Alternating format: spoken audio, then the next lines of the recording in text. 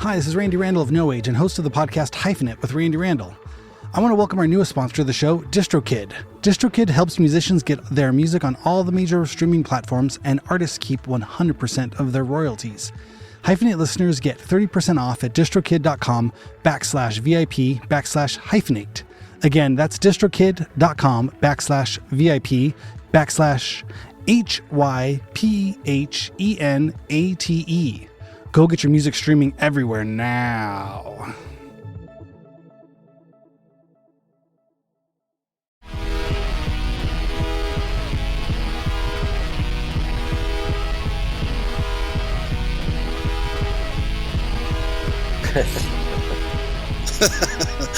Welcome to Hyphenate for Monday, October 7th. We are discussing last week's interview with engineer, guitarist extraordinaire Ben Adrian. I'm here with my very fond co-host, Mr. Aaron Farley. Very tired. Very tired. Very fond. Very okay. Fond. I'm very fond. Well, I'm very fond of you, my friend. I think I want to say friend. My very friend. Friendly. Okay, I'll take it. I'll take it. I'm fond of you as well. Yeah. Although that makes me think of deer. Two deer out in the two little deer fawning over each other. They got fond. Yeah, they're fond. We've been fond. Our fondant. the inedible shit they always put on all those decorating cake shows. Have you ever eaten fondant? Fondant? Fondant? Yes. Yeah. Turns out not great. I mean, no, it's like sugar. It's like sugar paste. Yeah, sugar silly putty or something. You would think that after this many years, they would put something in there with all these chemicals they put in everything else. Yeah. You think that they could make fondant, Fondant. That's how you say it. Why do I say fondant? Fondant. Well, it's because you're fancy than I am. Fandant. Yeah. Fandant. Put some fandant. But we could make hats that say make fondant great again. Edible. Make fondant edible again. For once. Yeah. Not even again. Just for once in our lives. Please make good-looking cakes feel like something you'd actually want to And then we can make the hats out of fondant. There we go. Perfect. Yeah. God, because it's all of those baking shows we've been watching. Is It Cake? With the kids and these people. They make these amazing things where you're just like, none of that is edible, and they try to give it to the judges, and then I was like, that's really good. Yeah, just go to Home Depot and buy some caulk. Yeah, just put that in your mouth, like some plywood and caulk. I mean, they have like half those cakes have like cardboard and like aluminum foil and all sorts of stuff on the inside. They're like, the outside, sure. The outside looks like a cake.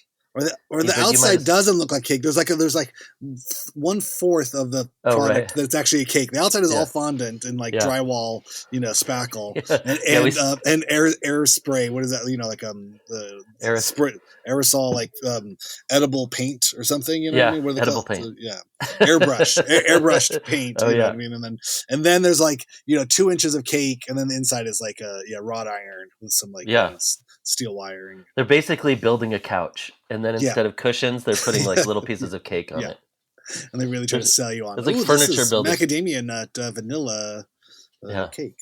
How about that guy do you ever see that guy that builds like he'll build like a full Ferrari out of chocolate? Oh God, no. Yeah, go online. It's disgusting. Great. Yeah, but it's also actually this brings up the your interview with Ben Adrian. Yeah. Because the whole time I was thinking that I was, and you kind of alluded to this as well, but you are more technical. Like you can like resolder things together and that kind of thing. I've seen it happen. Yeah. And I have all the great ideas. I feel like I'm creative enough that I could create my own amp or any of those things, and I'm like, you know what? I'm going to do this. I'm going to buy that little pack. Oh yeah, to build Stuart McDonald shout out. Or just like the little pack to build a little distortion pedal, right? It's like, it's like $30. I'm like, this will be cool. Yeah. And then I look at it, and I'm like, I see the instructions right there. I have the tools, but I can't make those two things go together in my head. Like I can look at like our front porch has needed to be rebuilt since we moved into the house, right? And it's slowly, I'm like, it's one of those things where I know I'm going to step through one of the boards one of the times it's raining or something. But I look and I'm like, okay, there's only like 40 boards there. I know I've built walls before. I've built stuff. Yeah. But I know if I tore this little tiny porch down And it's really just four steps in a little like 5x5 square thing with a couple railings. Yeah, that's probably not built. It's like built in 1978, you know. Yeah. But I could literally take each board, take it apart, like measure those exact boards, do the whole thing.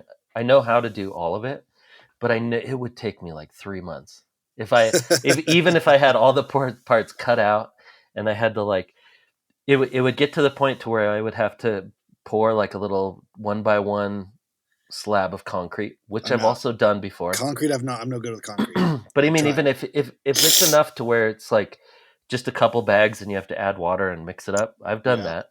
Okay. It levels itself, you know, it's nice, it's liquid, you don't have to worry too much. But you know, I actually probably would just need to pay someone by the hour to stand next to me and go, "Yep, doing the right thing." Oh, yep, no, that's the right make. Yep. Because I would go like, "Oh man, wait, where is this?" And then I would overthink it. I would think of the 20 other ways it could be, and then I'd go, "You know what? I got this." And I'd put it in, and it would be 1 inch to the right. No matter what, even if just be off. Even if I had all the instructions right in front of me, like number 8, I would get to. I'm like, you know what? I got this. I'm at 8. It says put it here. I would put it there. I'd measure it 50 times. I'd put it there, and then I'd go around, and then I'd realize that I did not put it in the right spot. I don't know why. This is just how, and I've always wanted. I see those like pedal kits, and I see all that, and I'm like, oh my god, that seems so fun. The idea of it seems fun, but I've realized at my age now that those don't ever work for me, and that like I'll never be able to fix my own car. I'll never be able to like rotate my own tires. I'll never be able to, because even if I do those things, I'll miss the one little thing that like they'll be driving down the hill and be like, "What's going on?" And they're like, "Did you tighten the bolts? Did you entertain the left differential magnitude like it said on the thing? It's just like it's one little screw." And I'm like, "Did you take it out for lunch and in a Broadway Broadway musical?" Your tires are on backwards? I didn't know you could put your tires on backwards. Neither did we. We didn't know that that's possible. Why are those there and those are there? What is this bolt? Your dad was in construction, right? Was he carpentry or electrical? What did your dad do? I mean, he started in construction, but then he was he became the controller, so he ran. He was just laundering money for the mob. Yeah. But yeah, no, my dad was electrical, or was electrician and did electrical, and we would sit down with projects, and he would be chain smoking cigarettes with smoke blowing right into his eye, like I forget what comedian has that great joke. Like every dad to do a job just needs to have that one cigarette blowing like smoke right into their eye the whole time. Yeah, just squinting like Popeye. And I'd have to hold. I was the flashlight holder. Goddamn, not over there, over here. What are you doing? Here, put it right here. Hold it right here. Yeah. Why? God damn it! And so I focus. I held a lot of flashlights and then got bored, and the flashlight would start to wander, and he'd yell at me. Yeah, I did a lot of flashlight holding, and then at some point, we built little boxes with lights on it and like a buzzer. That was fun. I think that was his like, okay, I'm gonna show this kid, soldering simple skills. Yeah. And he explained, and he'd draw it out. He'd draw the circuit on paper, and then we would build it in real life. So that was beautiful. That was a like hugely like nice thing for him to do. Yeah, you know what I mean? He took the time and he was patient. And I was probably 10 or 11, maybe 12. And it was great. And so at least I understood it. It was never good. I burned myself. Yeah, exactly all of it. Yeah, it didn't work out, but it was nice. I had an idea for it. But yeah, I think there was that feeling of like just having somebody look over your shoulder, like you said, and just be like, yes, no, yes. I installed our a new garbage disposal under the sink, and it was a pain in the ass. It was really hard. I had to be on my back upside down, and it was just like 2 inches to the left, 2 inches to the right. And you had to hang it, and it was really heavy, and you had to get it just right. But I did it the first time, and I turned it on, and it worked, and the whole thing didn't fall apart.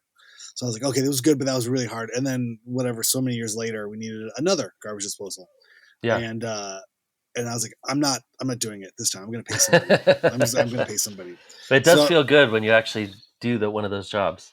But here's the thing. So the guy comes over and he's like, okay, yeah, sure. Here, sign this. It's going to, it's a minimum of like $300 and you can do all this stuff. I was like, you know what? That's what I'm in for. I get it. I gotta pay the guy, and I'd already bought the part. He said, I talked to him on the phone. He's like, yeah, just buy the thing and I'll install it. Sure. So it's $300, and then and he goes down there, loosen, twist. Okay, here's a new one. Twist, tighten. He's like, okay, literally within like 20 minutes. Yeah. And I watched him the whole time, and I was like, I'm a fucking idiot. Like, why did I just give this guy $300? He's like, cool, okay, so I'm just gonna go ahead and run your card here. Okay, here we go. And I was like, it was just one of those things. Like, why? It's just I didn't have the confidence. I thought like, I didn't trust myself, and it cost me $300 when the reality is like I knew how to do it. The reality was it was the friends you make along the way. That was part of the journey. It wasn't the destination. I should have been paying more attention. I was like, I knew how to do this the whole time. The power was within me. It wasn't within the costume. Yes. So, well, and that's what you looked out and you're like, oh, that's why you have a $60,000 jacked up truck. Yeah. Got it. But it does feel good. I once fixed the belt on a dryer. Ooh. That was a big one. Yeah. It's interesting because I do think that one of the most interesting parts, and I feel like you've talked about this with amps and guitars and stuff, is that there's something about the beautiful design of the outside of a thing that makes you makes you think that it's much more complicated than it is. Oh yeah. Right? Like a thing, like, oh my God, would never know how a dryer works. This is crazy. And so our dryer breaks, and this was when we were renting a little tiny apartment in LA, and they actually had a washer and dryer in the house, which is amazing. Rare. Yeah. And super rare. But then it breaks, like the thing breaks. And the last thing I ever wanted to do was talk to a landlord, right? Because I never want to be like, well, your dryer's broken. And it's not part of the lease, so they'd be like, all right. Well, just take it out. Yeah. Not my problem. Sucks to be you. Yeah, sucks for you. You used to have a dryer. So I looked it up and realized, like, okay, what's happening? It seems like it's this broken belt, and then it looks like it's pretty easy to fix. So I go in there, take it apart, take the front off, and like, wow, the whole dryer is a little tiny computer, like with the dials on it. And then it's a big belt attached to a huge metal drum in a big empty case. Oh God. It's like so easy. It's like the dumbest thing ever. It's a speaker in the cabinet, right? Like when you're like, oh my God, all this electronics in the cabinet. And then you turn around to like an amp and you look at the speaker and you're like, wait, it's a big empty box with one speaker and two wires going to the speaker. Yes. That's all this is. So a dryer is basically like the amp of appliances because it has like the cabinet. Yeah. The cabinet. Yeah. Well, kind of that. Or no, it's like both. Yeah. It's like a what's it called? An amp with the speaker in it. Yeah. And so combo. It's a combo. Yeah. So I open up the front and I'm like, wait, it's just a drum, and I take the drum out. I put the new belt in, put the drum back in, and it literally is a drum. It's like a big metal thing. Yep. And put it in, and it just kind of like hangs there, and put the drum on, whatever. And there's a little ball or a little roller at the bottom, a wheel, so it doesn't fall off. Attach it back up, turn it, it works, and I'm like, I'm a dryer repairman. It's crazy.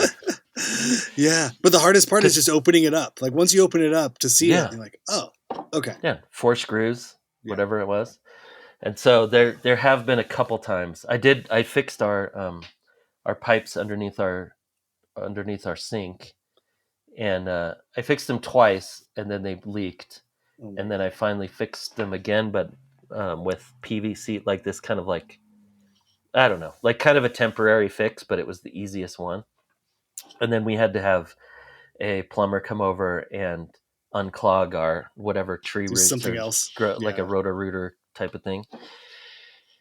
And I'm just like, oh, don't look at this. I'm in for it. I'm in for it because he's going to open up this cabinet and he's going to go, what asshole did so this? He opens up and he looks at me, and we're in a small town, so like all the plumbers know each other, all the everything.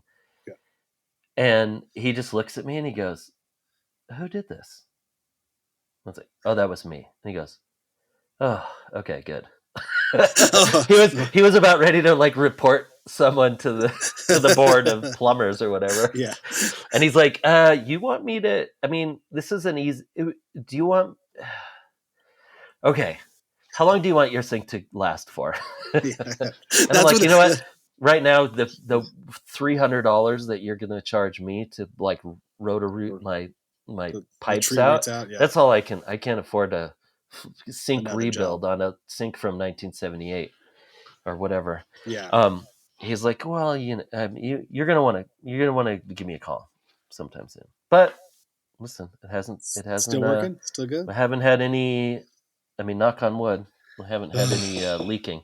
Yeah. Lately, it's crazy. All of that. I take apart our bathroom sinks, maybe every 6 months, maybe every 3 months, just the underneath. I take all the stuff out, and then it's all just it's just a plastic kind of thing, you know what I mean? Yeah. So I just take it apart and then just clean them all out, with like paper towels, just fill the dental floss. I wish it was dental. I mean, Legos. It's a like David Cronenberg film. It's much grosser than dental floss and hair, you know what I mean? I don't know where that stuff comes from, but it grows down there. I think it comes up from the sink. I don't think it comes out of us. I think it's something else. Yeah. But anyway, I clean that out and then put it back together, and it's fine. That seems to be more modular, like like Legos or something, or some kind of like marble run sort of thing. I'm like, oh, okay, I can do this. Yeah, right. But it's the best part of when you realize like everyone's just winging it, but sometimes you do need that person over your shoulder. Like I've had so many projects. Like I love looking at a project and going like, that's not me. That's beyond my thing. And so, there's also, it's a funny unspoken thing. I'm sure your wife is very nice. As is my wife, is also very nice person. But, however, there's expectations sometimes of just being the husband. Like, well, you could do that, right? And you're like, like, how long have you known me? You've known me for 20 years. Like, at what point did I ever look like the person who could build a deck or take this thing apart and do this or do that? It's like, I love how you see me. You see me as this very, very, masculine man who could just, I have a couple screwdrivers and a couple wrenches, and then her belief, her confidence in me often inspires me to be like, I'll try. I mean, it probably won't work, but I'll try. Yeah. And, 9 times out of 10 it does work, but the first time when she looks at me, I'm like, what are you looking at me for? I look at the kids. I don't know why do you think I know how to do this stuff? And then once I get done bitching and moaning and complaining, I'm like, all right, I probably can't. I just have to think. It's like, again, it's that thing. If I just take the 10 minutes to Google it or just look it up on YouTube and see somebody from Canada go, oh, hey, so here's how you do drywall, eh? So here's what you're going to want to do. And, go ahead and tape it off easy. There. And it was like, okay. Well, all right. And it's I try to break it down to where my brain, like, that's something. Okay. I know the equivalence of that. I can, okay. I have something like that. Yep. Okay. I'm going to need one tool for this job. Okay. Or I need one, supply or of something. And then I can go out and buy that. I can get this done, but it's going to take me 6 hours and I'm going to complain and you're going to have to make something good for dinner later. Okay, cool. We can trade off. Like, okay, good. All right. I can do this. I do think it's not really talked about enough, or maybe I'm not in the right forum. That you don't go to stand-up comedy clubs? I think that's the forums. Yeah. Hey, but that it's not talked about enough that there are certain people that are list people that can really get things done by like A, B, C, D. Like, I'm going to follow the list. Tell me the tools. It's easy because I don't get distracted. I'm like, I'm on it. And then there's, and I've realized this later in life that I'm like a cloud of information person, that I don't have I can't read directions and do anything. Like I don't have the list, the reading part comes in my brain and then it goes out. It like misses the steps and it goes out before the, I can put that I can organize that in my thoughts. It goes, this came in with reading. So this is going to come in and then it's going to go right out. So like the second you turn your eyes to this side, that doesn't exist in your brain anymore. This is like, that's funny. But if I watch someone do it and like, I can see the steps. I saw their hand go here and did it. Then I can kind of remember it. So I think that like the IKEA directions are perfect because they have the little people. They have the little people going like, the people are the important part. If you can't read it, this is the reading side, but here's the like bloop bloop bleep blop people, and they're like, oh, I'm those people. Those are my people.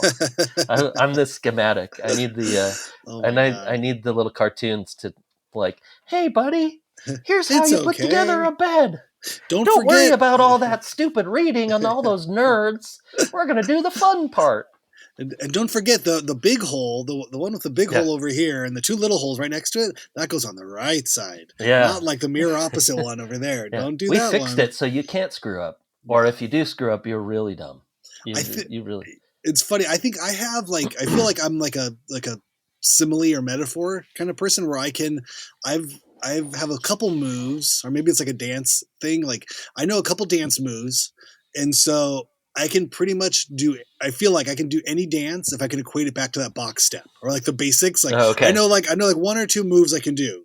There's like mixing, there's, gluing, there's screwing, there's like one or two like building principles or creation principles, and then I can just relate everything back to that. Okay, so this is kind of like baking a cake, or this is kind of like like screwing two things together. And the biggest thing I've realized with all of this stuff though is what the difference is between a dad doing it for the first time and a professional who's done it 300 times is the repetition. Yeah, you know what I mean? Like there's just certain finesse and knowing the answers of questions you don't even know are questions yet. Right. That people that have done it a lot of times with great repetition, or a lot of times doing it, that you just have this comfortability in it, and you go, oh well, here's the deal. I did this thing 50 times ago, and it was kind of like this. You're going to want to spin it, or make sure you hold on to it tight before you start to do it this way, because they did it wrong and it fucked up and exploded in their hand or something. Like, no, it's going to get away from you. You're going to rip a knuckle off. And so those kinds of things that, like, being the first timer doing it, that you just don't have the fear in your stomach of like knowing how to do something right. And I feel like every lesson I've ever learned, if anything mechanical or building or any of that fabricating kind of stuff, it's always been through like the blood curdling, like pit of your stomach sickness of fucking up and doing something really bad, and then having to start over again, or having to go to the doctor, having to get stitches or something. It's like that's how and then I learned, and that, my son, is how I learned how to fix brakes on a car. Exactly. That's how I learned how to put a new alternator in after I ripped the skin off of my finger and had to also having the right tools. A lot of times with those things like that you're like, oh, I'm trying to take my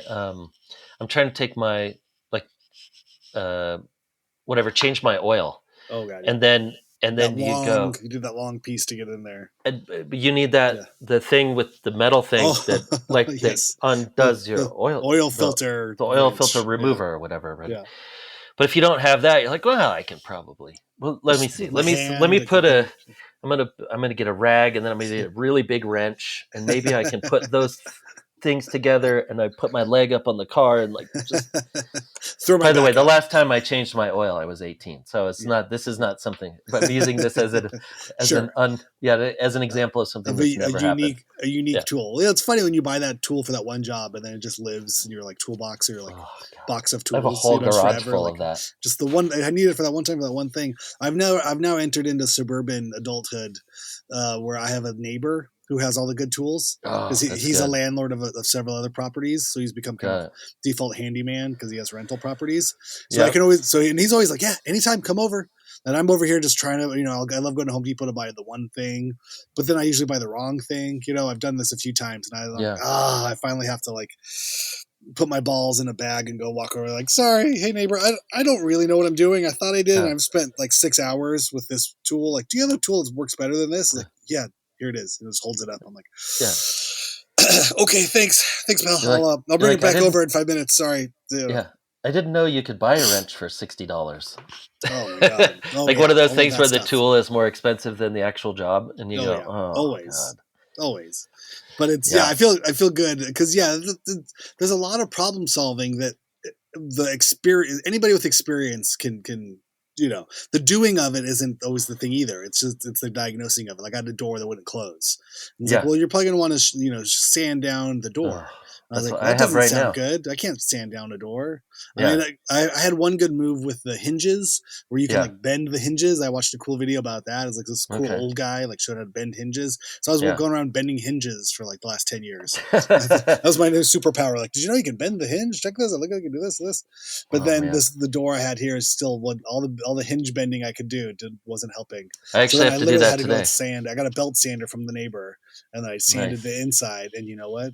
It worked. And I lived with it for like 6 months to a year, and it was just I had to kick the door in. I had to like shove like a linebacker, like go throw my shoulder into the door to like open it, and then I had to kick it closed, and I lived like that for months until I just finally ate it up and asked the neighbor to borrow his belt sander, and then now it's been perfect. Isn't it funny? Those like 10-minute, like 20-minute fixes.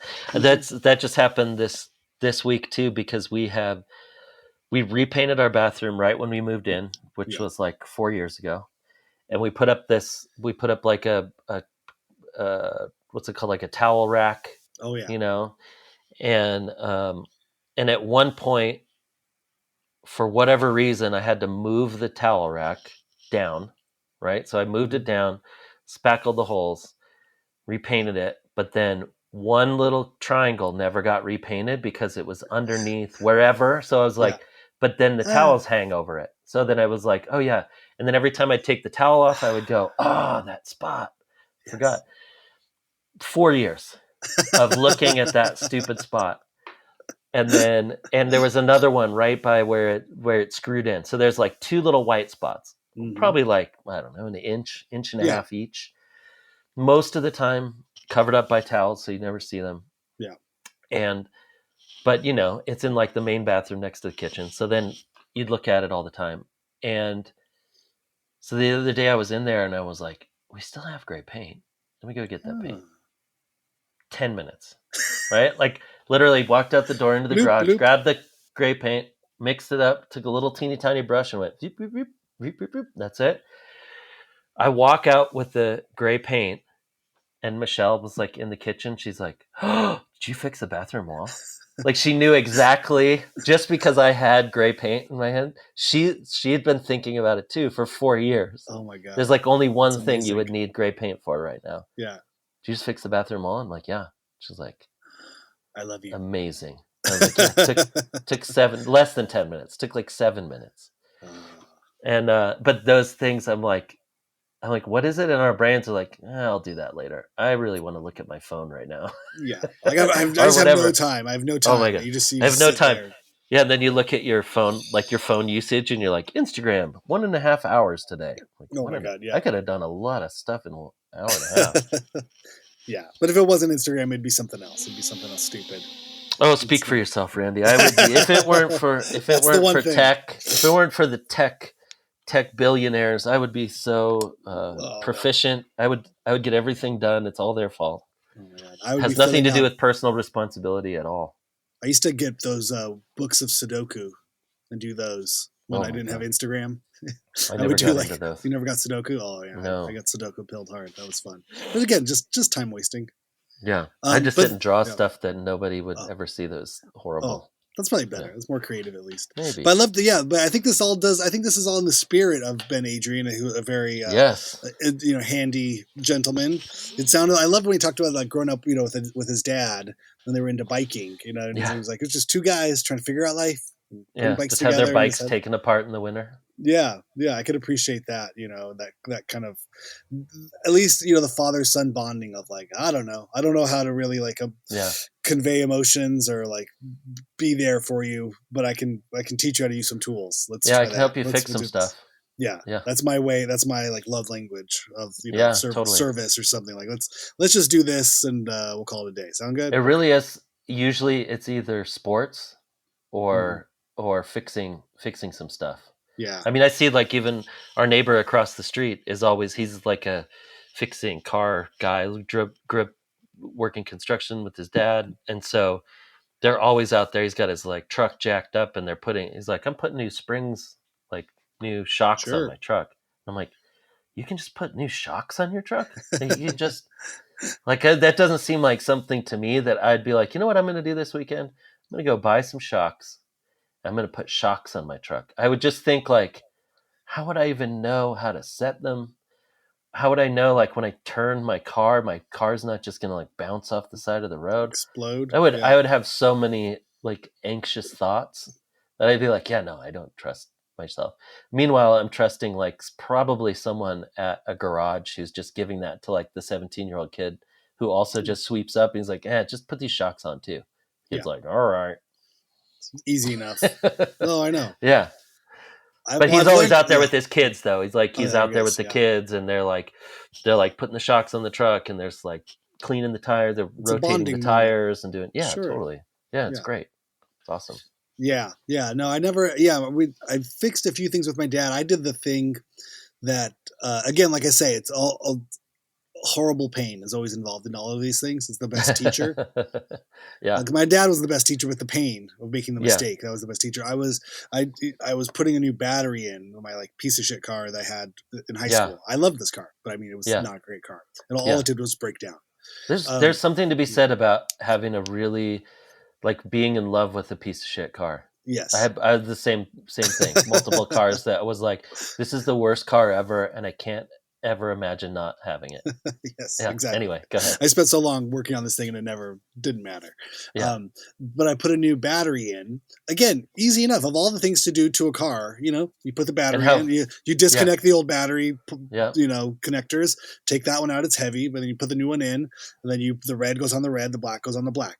Feel like a genius. Yeah. And so I'm tight. And then this particular car had like a bar that went across the battery that kind of held it in place because it was a giant, engine thing. And so I'm tightening that bar with like a, little wrench, and my, the wrench goes from one post, touching one post, and I touch the other one. So I like arced the two posts of the new battery, and it literally felt like someone took a baseball bat and just hit my hand, and the wrench went flying probably like 20 feet behind me, but just felt like someone, with like all their might just hit my hand as hard as they could. Just that charge being the ground, my hand being the ground, or I guess my whole body, getting the wrench got thrown back and just felt like bam. And just hurt so much, so much pain. Did it hurt afterwards too? Kind of, yeah. Or did it kind of, was it, I've always wondered what that, I've never, terrible. Luckily I've never been. You wouldn't recommend, but I always think about how dangerous all of the things are that around us. Like you could literally open up a car and accidentally touch with both your fingers, both of those things, and kill yourself. Yeah. Yeah. Like, at least, I mean, and that's just a thing that you buy at a store. Oh yeah. Like they'll sell it to like a 15-year-old or 14-year-old and be like, this has enough power in it that this could give you a heart attack. Just see those two little teeny tiny plastic caps. Yeah. Just don't touch what's underneath those two at the same time. But also we're not actually going to tell you that. Yeah. You should just know this. Right. Oh my God. Yeah, the list of stuff that you could murder someone with or kill yourself with. I mean, just in your house, like that's actually. Don't let me tell you about knives. There's a whole kitchen full of these sharp metal pieces. But that's actually horribly dangerous. What keeps me with a positive attitude for the majority of the time, because even when you're driving around, you're like, any of these people, if they wanted to, could just swerve their car and take me out. Oh yeah, and for the most part. 99.9% of the time, everybody's just on their own thing and they're fine. Like nobody's trying to throw a car battery at me. Like no one's chasing me with a car battery, trying to touch me with both of the ends, which could happen. That could be a way to like electrocute someone, right? Take somebody out. Yep. I've never even heard of it happening. Hopefully no one's listening to this podcast and getting bad ideas. Like don't do this at home, right? Don't let the intrusive thoughts win. Yeah. Just keep those things out. Don't grab the battery out of your car and go, I should go touch someone with these. Oh my God. I want to see what happens. I mean, I've been on so many drives, especially late night drives, where it's like, 2 inches of the steering wheel in one direction. So it's all done. It's over. Yeah. That's really all it takes is hands at 12 o'clock. I put that hand at 2 o'clock, just sneeze and it's all over with. You're like, I'm driving down a mountain. I better go to pull over here. Let me go get some gas. Let me open the window, pull the window down. Yeah, I need some fresh air. Turn the radio up. Yeah. Oh, yeah, you're on that mountain. I mean, yeah, that's. I'm driving down that every day now. It's like 5,000 feet. But I'm also, driving up and having motorcycles past me going like 75 miles an hour. They're trying to kill themselves. Trying to see how fast they can drive up the mountain or whatever. Oh my God. Not hit a rock. Yeah. Crazy, man. It's the things people do for fun. Well, yeah, with Ben Adrian, I liked he was a Conan Neutron recommendation. I met him in Los Angeles. He has a band named Zach Dracula. And I don't know, it was one of those things too with the interview. I obviously I didn't know him before the interview, but I was told a few things by Conan Neutron because, they were in a band together and stuff. Yeah. And then so he works for Line 6. Yeah. And they were sort of known for like the pod, the guitar sort of amp simulator, the first, or one of the earlier sort of like amp in a box sort of thing. But now they came up with, I think it was the Helix. Is that the Line that's 6 what you guys Helix. were saying. I was just about to look that up. Yeah.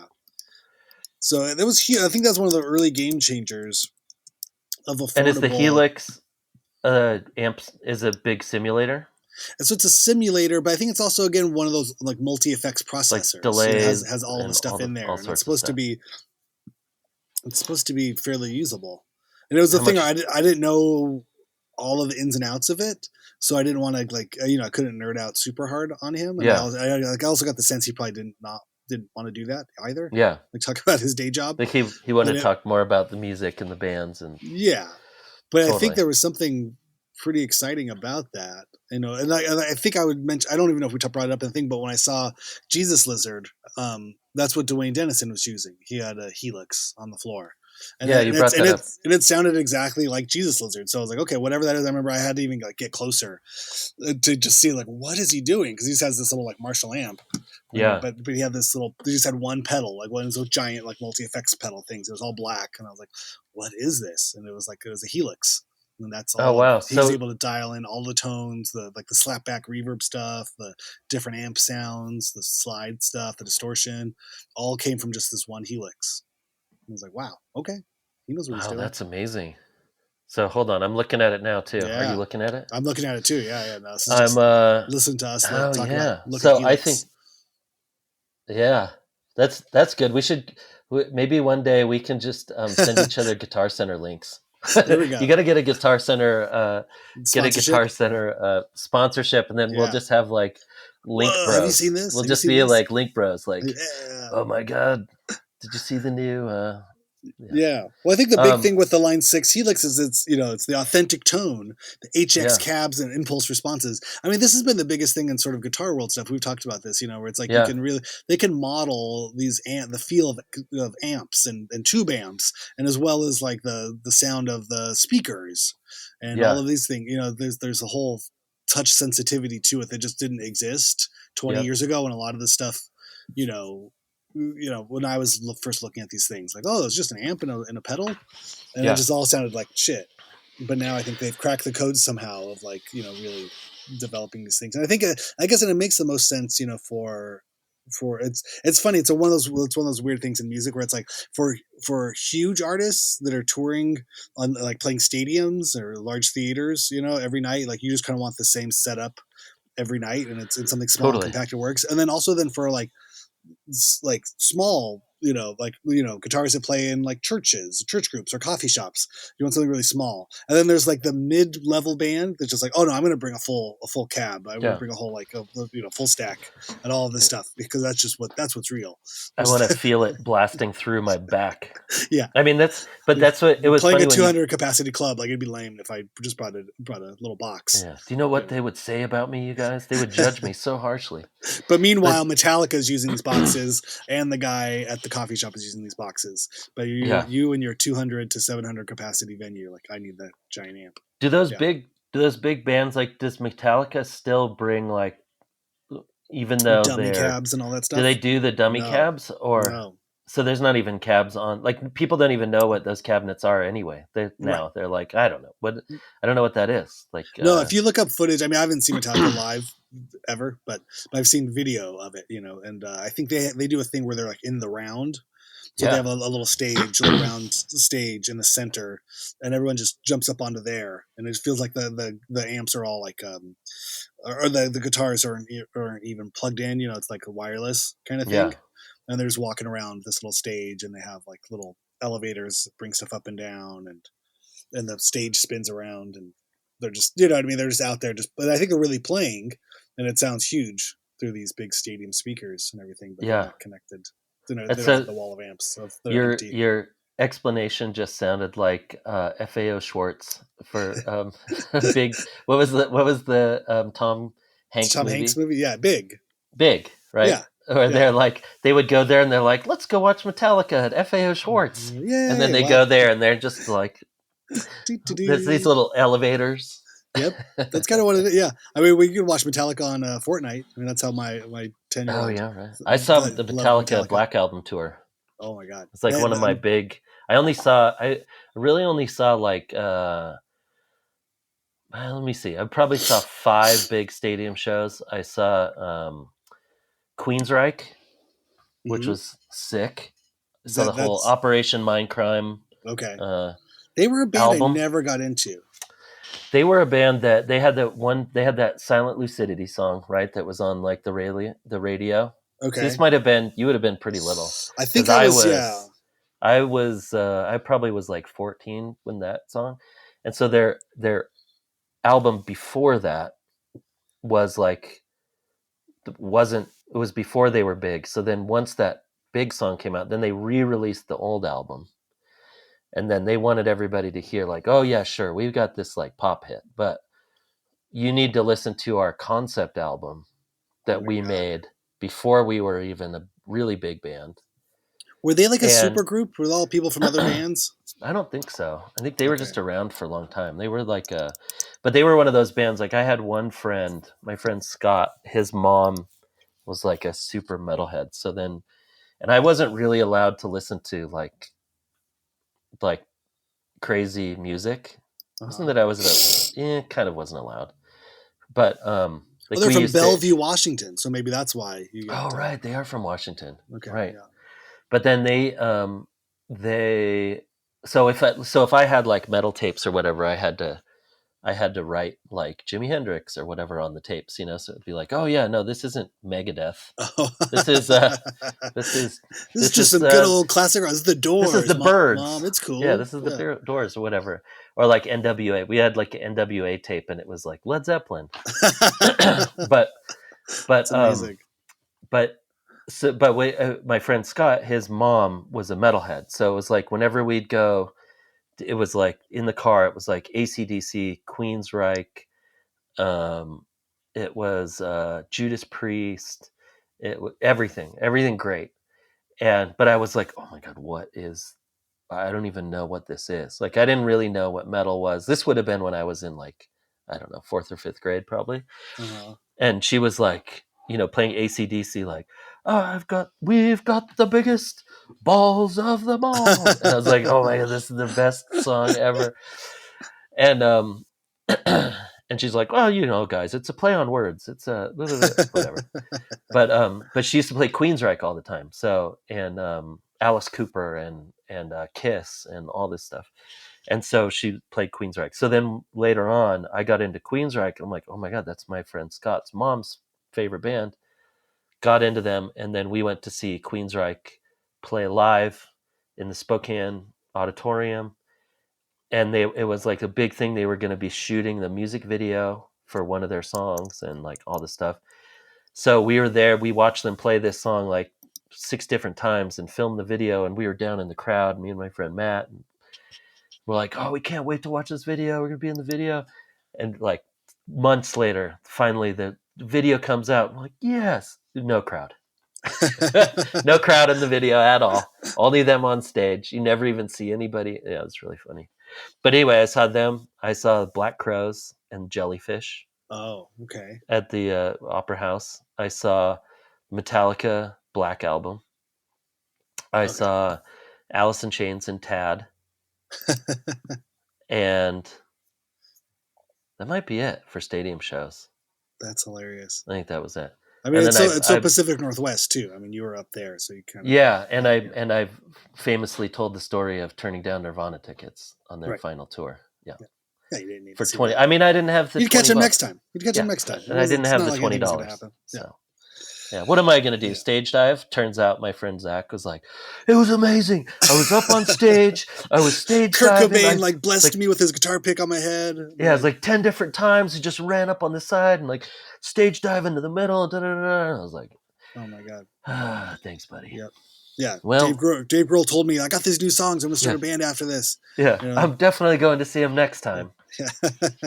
Wah, wah, wah, wah. That's so funny. Yeah, I mean, all of those things, especially, as a kid too, when you're young, it's you don't know anything. It's I think that was the thing, is you go to see these shows and it's I don't know how it's made, and that's all, and you realize 90% of people they don't care if you have an amp or you have a pedal or you have a thing. It doesn't. No one hears it. If the song sound like the song, okay, cool. Or does this sound cool? Whatever that is, whatever the sound coming out of the speakers is all that matters. It could all be backing tracks. And nobody really cares. It's not till you 100%. Get old and grumpy that you go on message boards and go, these bands have backing tracks. I can't tell. It's you see, and usually you sit so far away from bands at that level too. It's they're tiny little ants running around on a stage. They say they're the members of the band. You don't even know what the band looks like, and you can't even see who's on stage. I mean, you could literally have anybody else up there. I feel I feel like this is what Kiss wanted to do if technology and 4K cameras didn't exist. At some point, I think they may have even done it, and it's a quiet thing, send Kiss lookalikes to county fairs in the last 20 years. That makes sense. And just have other people within the makeup just running around that they could just franchise out the band. But then, eventually you're expected to have these giant screens. But who knows? You can even just have pre-recorded screens. You know what I mean? Just have Gene Simmons close-ups and just punch to different things on stage, and some other guy dressed like the demon on stage, and it's all just played to backing tracks. Yeah, it's like Blue Man Group. Right? Yeah. Yeah. I mean, as an entrepreneur, as a business person, that would totally make the most sense. Right. How would we eventually, if you're trying to build your business, we should be able to play 10 different venues in the same night. Right. That's how we're going to make our real money. We're going to contract this out. Everybody else is able to contract, you can contract things out. You can you got to be able to expand at some point, and expanding the live show, you could film your show and have it play in 10 different auditoriums. Yeah. That's one way to do it. Or you could hire 9 other bands of artists that could play. You could make your songs simple enough to where anyone can play them, and then basically have 9 cover bands, and you never know who's who. It wouldn't matter. No. And who would care? Right. I mean, I feel like that's the 70s and 80s mentality, when it wasn't Instagram, it wasn't this personalized sort of story, or maybe, whatever they had, you could have definitely had this, your favorite band playing in your city tonight. Okay, yeah, I'll pay $5 to go see that. And if you go, that guy doesn't quite look right, it still sounds good. I mean, Van Halen is still playing with Joe Satriani or whatever playing. Seriously. The Van Hagar Experience. Yeah, but who is it? Is it Satriani is playing the Eddie Van Halen parts, right? Yeah. And then Wolfgang is playing the bass parts. Well, sorry. Michael Anthony is playing his bass parts. Oh, he's back. And then back. Hagar's singing and playing rhythm guitar. And then they had Jason Bonham, John Bonham's son, on drums, but he just got sick or something. And they had now he's too old. Drummer. Oh my God. Jason Bonham's son. Jason Bonham is now too old. Yeah. Oh my God. I mean, I think Sammy Hagar is in his 70s. Who they have? He's living forever though. Yeah. All that tequila. They got the bald guy that's drummer extraordinaire. I don't know. I can't think of his name. No, not Josh Freese. No, the other one. Yeah, the older one. Who would it be? I don't know. He's the pre-Josh Freese. Yeah, let's see here. If I Google bald drummer, this is definitely going to come up, right? Kenny Aronoff. There we go. Thank you. I don't know who that is. Thank you, Google. He was in everything. Okay. He's super fill-in drummer. What he did? He did the John Mellencamp, Jack and Diane fill on that record. No way. Yeah. Go on, let him rock, let him roll. That's amazing. Let music set my soul. He did that. That used to be a thing. So you have that drum fill. You have the Phil Collins. Of course, Phil Collins. In the Air Tonight. The Air Tonight. I feel like drummers used to get taken more seriously as you have his signature drum fill part. Yeah. I mean, it's all everybody coming out of that John Bonham school of drummers being important. Like in music, it was like everybody knew, like, that's the drummer. Well, yeah, I mean, like, Alex Van Halen, "Hot for Teacher," that intro. Oh, yeah. It sounds like that a was car, a good one too. Like a car starting. Right? Yeah. Pretty impressive. Yeah, super impressive. It's amazing. Yeah, I could not do that. I mean, you still have that. You just don't have the drummer. I'm trying to think of a band. I mean, there's not that many bands. Well, I mean, Foo Fighters, you have the drummer who becomes the lead singer, but then and I guess Taylor Hawkins was very influential in that band. Yeah, was like the second. Switching spheres. We just went to the Oktoberfest in our local town over here. Okay, and they had a cover band playing, in the little band stage area, and Ryder wanted to sit and watch. I was like, let's watch this band for a minute. I was like, that sounds great. I'd love that. Let's watch this cover band play, and I just kept laughing because the drummer was just overplaying everything. And I was like, I wanted to explain to Ryder. I was like, okay, so see what's about to happen here. I could see the turn, the end of the phrase was coming. I was like, listen to what the drummer does here. Are you ready? Because I heard him do it enough times. And it was just like whatever song they were playing, it was, it's like a blues, 1-4-5 kind of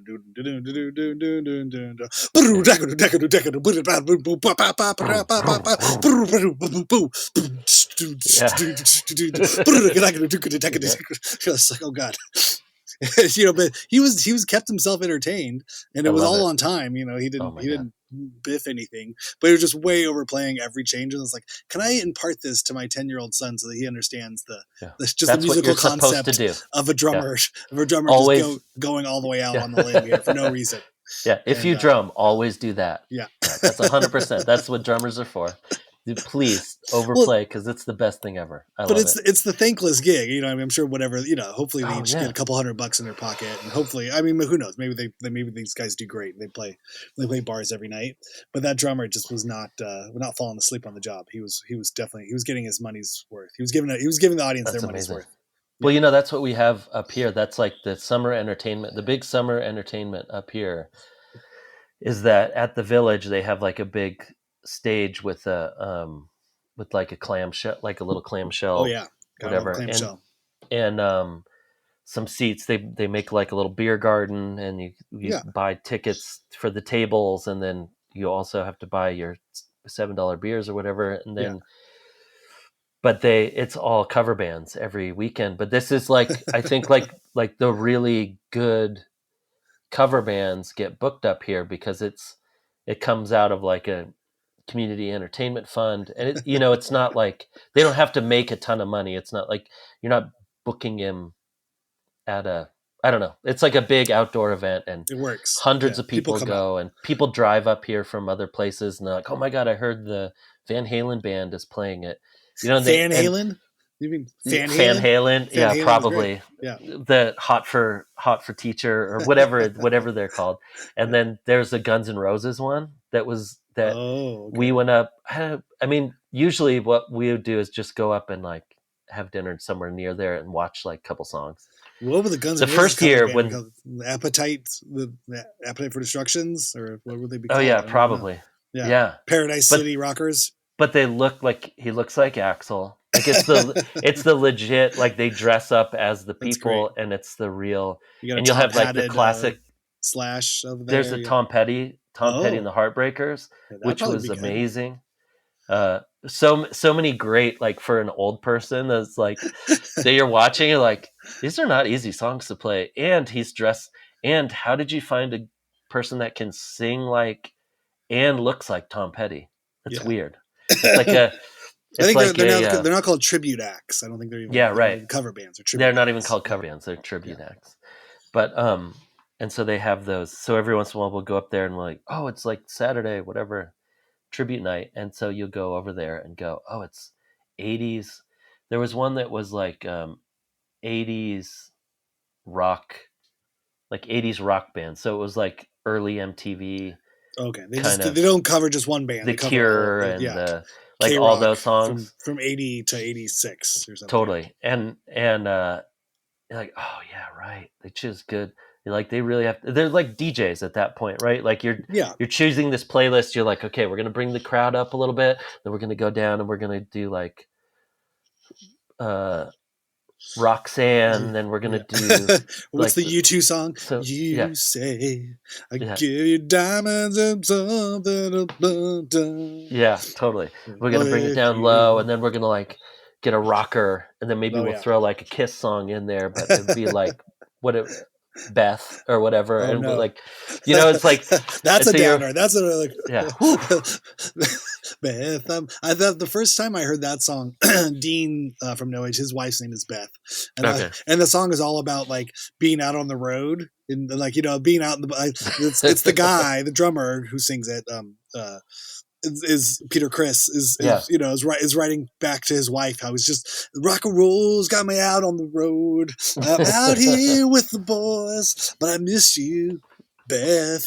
And so I remember just like I'd put that on when we're on tour. I was like, Dean, here's your song, Beth. I'm on my way. I'm heading back home to you, but I got one more show in Spokane. The crowd's waiting on me, Beth. I'm on my way. Most comical song. And it's probably one of their biggest hits. At least it was at the time. Oh, yeah. I mean, probably that kept Peter Criss in the band for an extra, like 2 decades. Yeah. All right. I'm sure he was like, you got one chance, Peter. All right. This is it. Here you go. If this one doesn't make it, we're putting someone else in that makeup. Well, they did. Too drunk. But the interesting thing is this, and this is how I realized how old we are, is that one of the tribute nights was early 2000s radio. And it was like Britney Spears, no, Aguilera, what do you got? rock, like rock, but like indie, Creed? kind of like indie hits, like dance, like 2007, 2008. Oh my God, like Franz Ferdinand, and we're in trouble here. And System. No, like Franz Ferdinand, like all those kind of maybe last rock. You mean classic versions, rock? Classic the rock, last, right? Yeah. The last rock versions of K-Rock before it was like I don't know what new songs Nostalgia. K-Rock plays now. I don't know. But it was all those like electro. It was like electro dance, rock dance. Sure. And they were playing all these songs and going, "Oh my God, wait! I saw this band play this at like Star Shoes or whatever." Those during those days, I'm like, "Oh my God, wait! Oh no, wait! We're this old." No, this isn't true. And you do the math, you're like, oh my God, this was 20 years ago. Yeah. So wait, when I was in high school, 20 years before high school was 1972. This is like 1972 if I was okay. We went to see some high school bands play. A friend of ours had a kid, who was booked a high school band thing, and they invited everybody like, oh yeah, let's go. See, we'll take our kids to see high school kids play music. It's great. And then the band started playing the Strokes. And Shannon looked at me like, you can't do that. Like, what? That's like a new band. That's like a contemporary band. I was like, no, that song came out 20 years ago before these kids were born. That band, like the Strokes to teenagers is like the Doors, or Jimi Hendrix or something. You know what I mean? It's like it's classic rock.